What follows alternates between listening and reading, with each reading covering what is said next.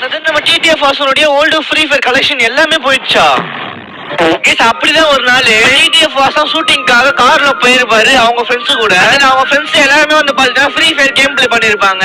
பார்த்து நம்ம டிடிஎஃப் வாசம் வந்து பாத்தீங்கன்னா மனசை உடஞ்சு போனமே ஆயிருப்பாரு. எல்லாருக்குமே தெரியும் டிடிஎஃப் வாசம் ப்ரோ வந்து பாத்தீங்கன்னா ஒரு ஓல்டு ஃப்ரீ ஃபயர் பிளேயர்னு. அவருக்கும் வந்து பாத்தீங்கன்னா இந்த ஒரு நிலைமை வரும்னு சொல்லிட்டு சத்தியமா நாங்க நினைச்சு கூட பாக்கல. அப்படி அவர் எதை ப்ரோ பார்த்தாரு, என்ன ப்ரோ ஆச்சு அப்படின்னு கேட்டீங்கன்னா நான் சொன்னா உங்களுக்கு புரியாது. நான் ஒரு வீடியோவா காட்டுறேன், அதை முன்னாடி இந்த ஒரு வீடியோ வந்து பாத்தீங்கன்னா ஓல்டு பிளேஸ்க்கு மட்டும் தான் புரியும்னு சொல்றதை விட மனசே கஷ்டமாயிடும் அப்படி சொல்லலாம். ஓல்டு பிளேஸ் யாராவது இந்த ஒரு வீடியோ பார்த்துருந்தீங்கன்னா மறக்காம இந்த ஒரு எமோஜி மட்டும் கமெண்ட் பாக்ஸ்ல தெரிவிக்க விட்டு நம்ம சேனலை சப்ஸ்கிரைப் பண்ணிக்கோங்க. பார்க்கலாம் எத்தனை பேர் சப்ஸ்கிரைப் பண்ணி கமெண்ட் பண்றீங்கன்ட்டு. சரி வாங்க அந்த ஒரு வீடியோவை பார்த்துட்டு வந்துடலாம். பழைய ஒரு ஸ்பீடு இல்ல அப்டேட் மாத்திட்டாங்க, அது பரவாயில்ல.